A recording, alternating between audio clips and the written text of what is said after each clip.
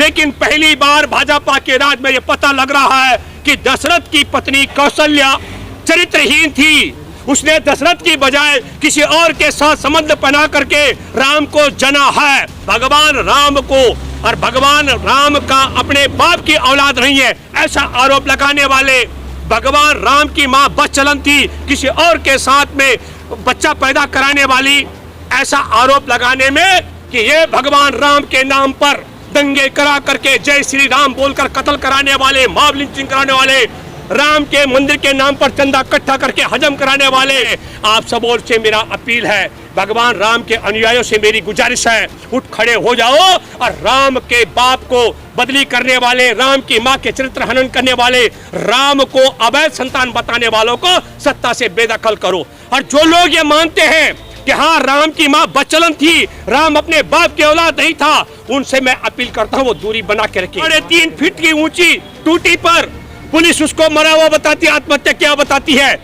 हमारे देश में सरकार अमृत महोत्सव मना रही हो आजादी का 75 साल, और देश में अतरंगी औरत को पद्मश्री से नवाजा जाता हो और वह अतरंगी औरत इसको बीच में मिला हुआ बताती हो, इस षड्यंत्र को समझना चाहिए खेल क्या है। तो अभी 2400 करोड़ की हेरोइन फिर पकड़ी गई है, तो 2400 गुजरात स्मगलिंग का, ड्रग्स का सबसे बड़ा अड्डा बन चुका है। उससे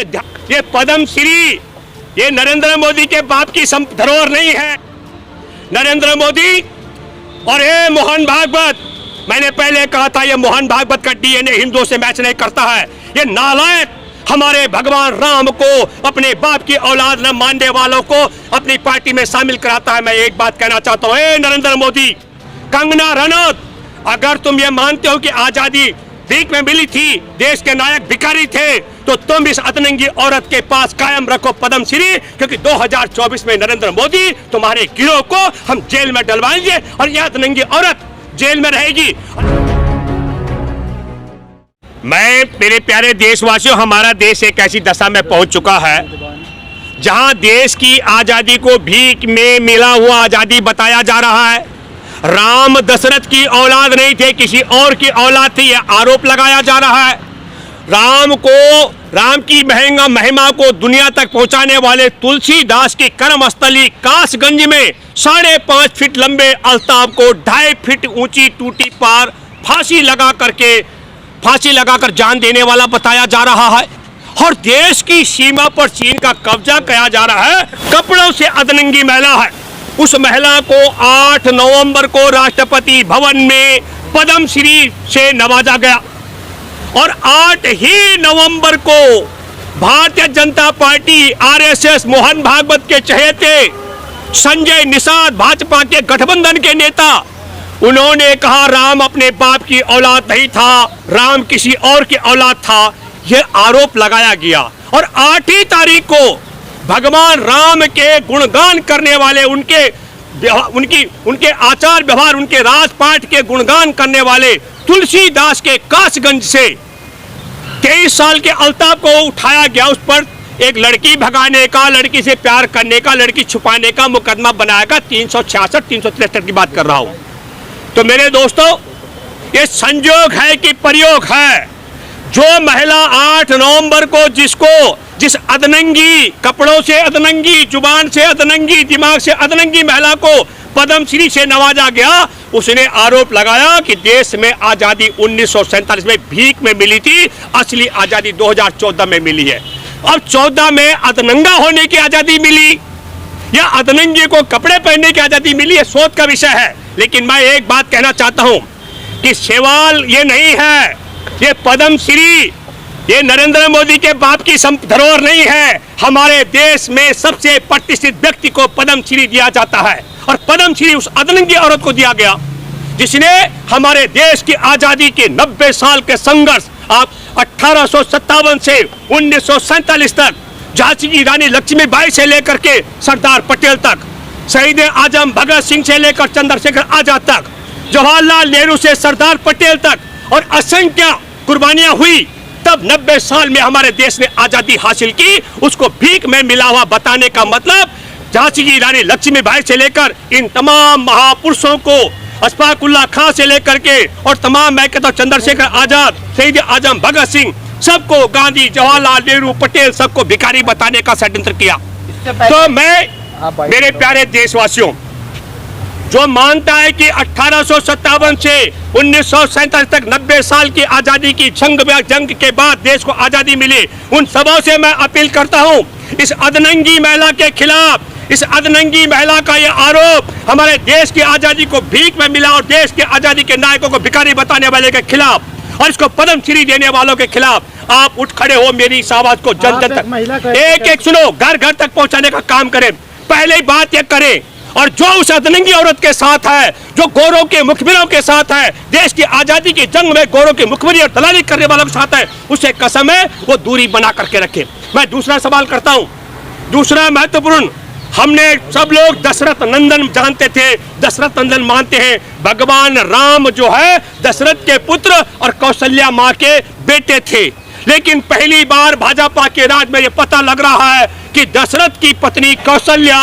चरित्रहीन थी। उसने दशरथ की बजाय किसी और के साथ संबंध बना करके राम को जना है। इसलिए मैं आपको कहना चाहता हूं, हमारे देश के भगवान राम, मैं वो हिंदुत्ववादी की बात नहीं कर रहा हूं, हिंदुओं के भगवान राम, और मैं तो जहां रहता हूं वहां सब लोग राम दुआ सलाम करते हैं आपस में, जन जन में राम, कण कण में राम। भगवान राम को और भगवान राम का अपने बाप की औलाद नहीं है, ऐसा आरोप लगाने वाले, भगवान राम की मां बच्चलन थी, किसी और के साथ में बच्चा पैदा कराने वाली, ऐसा आरोप लगाने में जो लोग भगवान राम को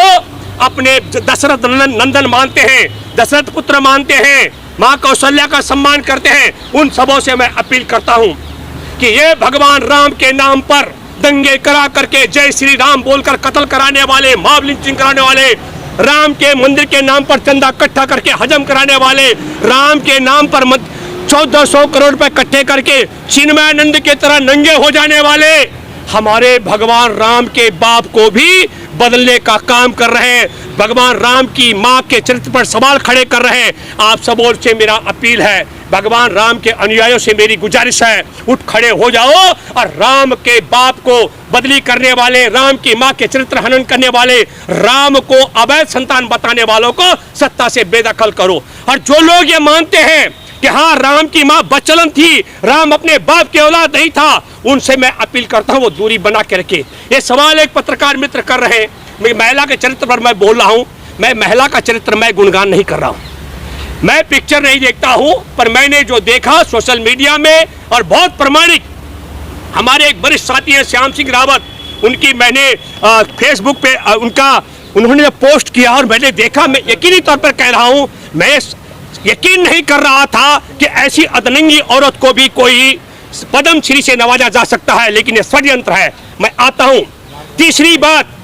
भगवान राम का जो आप राम राज्य सुनते हैं, उसको लेखने वाले, उसको दुनिया को बताने वाले तुलसीदास जी के कर्मस्थली कासगंज में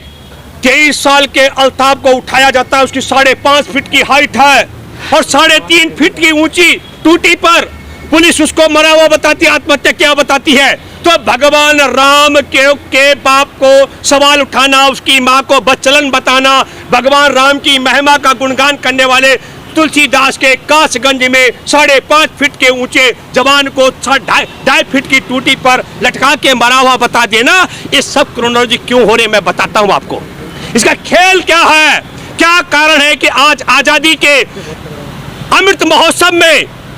हमारे देश में सरकार अमृत महोत्सव मना रही हो आजादी का 75 साल, और देश में अतरंगी औरत को पद्म श्री से नवाजा जाता हो और वह अतरंगी औरत इसको बीच में मिला हुआ बताती हो। इस षड्यंत्र को समझना चाहिए, खेल क्या है। खेल यह है, अभी गुजरात के अंदर पहले 21,000 करोड़ रुपए, 2 खरब 10 अरब रुपए की हेरोइन पहले पकड़ी गई है, और मैं कहना चाहता हूं अभी 2400 करोड़ की हेरोइन फिर पकड़ी गई है। तो 2400, गुजरात स्मगलिंग का, ड्रग्स का सबसे बड़ा अड्डा बन चुका है। उससे ध्यान भटकाने के लिए अरुणाचल की सीमा पर कब्जा कर लिया चीन ने। रक्षा मंत्री कहता है राजनाथ सिंह संसद में, अरुणाचल का सांसद कहता है संसद के अंदर, पेंटागन की रिपोर्ट कहती है, भूपेंद्र रावत कहता है, देश की सेना चीन से कह रही है कि खाली कर दो, वापस चले जाओ। और देश का एक गद्दार कहता है, देश का एक गद्दार जो मुनीमगिरी कर रहा है अदानी अंबानी के नरेंद्र मोदी, वो कहता है कोई कब्जा नहीं हुआ। जैसे पहले कहा था न कोई घुसा है न कोई घुसाया है, फिर बोलेगा न कोई गांव बसा है। मैं आपको कहना चाहता हूं, इससे ध्यान भटकाने का षड्यंत्र है। हमारे देश के किसान 3 काले कानून वापस कराने, न्यूनतम समर्थन मूल्य की गारंटी का कानून बनाने के लिए 1 साल से आंदोलन कर रहे हैं। 700 किसानों की शहादत चली गई, उससे ध्यान भटकाने का है। नरेंद्र मोदी ने कहा हम 2 करोड़ लोगों को रोजगार दे रहे हैं। 2018 में 54 करोड़ रुपए लूट करके बेरोजगारों से एसएससी के पेपर क्लियर कर चुके हैं जो बच्चे 54,000, और उन 54,000 बच्चों ने लिखित टेस्ट भी पास कर दिया, उन्होंने फिजिकल टेस्ट भी पास कर दिया, मेडिकल टेस्ट पास कर दिया। 2018 से लेकर आज तक, आज 13 नवंबर 2021 की बात कर रहा हूं, जंतर मंतर पर उनका धरना चल रहा था, अभी तक उनकी नियुक्ति नहीं हुई। तो बेरोजगारों को रोजगार न देने वाला, हमारे देश में सीमा पर चीन का कब्जा कराने वाला, राम को हराम की औलाद बताने वाले, हमारे देश की आजादी को भीख में मिलाओ बताने वाले, देश में नफरत फैलाने वाले और देश में अजान और नमाज का खिलाफत करने का षड्यंत्र इसलिए किया जा रहा है ताकि असली मुद्दों से ध्यान भटकाया जा सके। इसलिए मैं आज आपके सामने आया हूं कि अजान का विरोध करके धर्म मजबूत नहीं हो सकता, देश मजबूत नहीं हो सकता है। नमाज का विरोध करके देश की मजबूती नहीं मिल सकती है। देश की मजबूती मिल सकती है जो चीन ने कब्जा कर लिया उसे हटाया जाए, जो भगवान राम को अपने बाप की औलाद नहीं मानते हैं उन्हें सत्ता से बेदखल किया जाए, जो देश की आजादी को भीख में मिलावा बताते हैं उन्हें। और मैं फिर कहना चाहता हूं, नरेंद्र मोदी और ये मोहन भागवत, मैंने पहले कहा था ये मोहन भागवत का डीएनए हिंदुओं से मैच नहीं करता है। ये नालायक हमारे भगवान राम को अपने बाप की औलाद न मानने वालों को अपनी पार्टी में शामिल कराता है। मैं एक बात कहना चाहता हूं, नरेंद्र मोदी,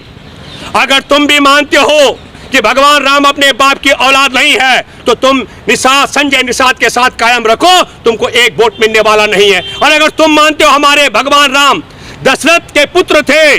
और उनकी पत्नी कौशल्या राम की मां बच्चलन नहीं थी, तो तत्काल संजय निषाद से इस्तीफा वापस, समर्थन वापस लो और उसको जेल में डालो। और दूसरी बात, कंगना रनौत, अगर तुम ये मानते हो कि आजादी भीख में मिली थी, देश के नायक भिखारी थे, तो तुम इस अतरंगी औरत के पास कायम रखो पद्मश्री, क्योंकि 2024 में नरेंद्र मोदी तुम्हारे गिरोह को हम जेल में डलवाएंगे और यह अतरंगी औरत जेल में रहेगी। और अगर तुम मानते हो कि देश की आजादी का 75वां क्या कहते हैं अपना अमृत महोत्सव है और इस अतरंगी औरत ने झूठ बोला, तो पद्मश्री वापस लेकर इसे हथकड़ी लगा के जेल में डालो, देशद्रोह का मुकदमा बनाओ। और लास्ट बात मैं कहना चाहता हूं देशवासियों, अगर भगवान राम को अगर भगवान राम को हराम का बताने वाले और हमारे देश को भीख में मिलाओ बताने वाले नरेंद्र मोदी संघ परिवार पर मौन रहता है, तो समझ लो ये जो नकली हिंदू है ये हमारे देश में भगवान राम को कलंकित करने के लिए आए हैं और देश की आज़ादी की शान और देश के आज़ादी के नायकों का नाम बदनाम करने के लिए आए हैं। इनको सत्ता से बेदखल करना पड़ेगा।